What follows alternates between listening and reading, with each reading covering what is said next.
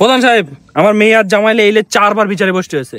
আজকে আবার বলতে আমার মেয়ে ডিভোর্স দেবে। কি দোষ করেছে আমার মেয়ে একটু বলতে বলো দিন। কি কথা ভাই, তোমার লে সবসময় বিচারে বসতে হবে কেন? আর মেয়েটার দোষ করে কি বলো দিন একটু, আমি একটু শুনে দেখি।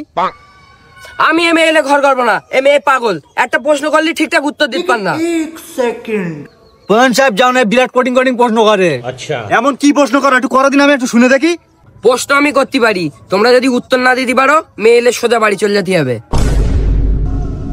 হ্যাঁ করতে বলো, প্রশ্ন করতে বলো। যদি আমরা উত্তর না দিতে পারলে আমি মেয়ে এলে বাড়ি চললো। ঠিক আছে। হ্যাঁ ভাই, তোমার কি প্রশ্ন আছে করো দিন, একটু শুনে দেখি। হ্যাঁ করবো, रुको जरा सबर करो। দেখো এদি কতটা ফুটো রয়েছে দেখোস তো।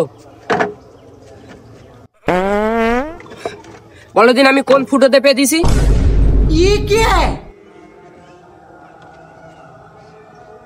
দেখদিন কোনটা। জামাই এই ফটোটা। না না, ও ভুল উত্তর। আমি তো ওই ফুটোতে না, আমি তো এই ফুটোতে পেয়ে দিছি।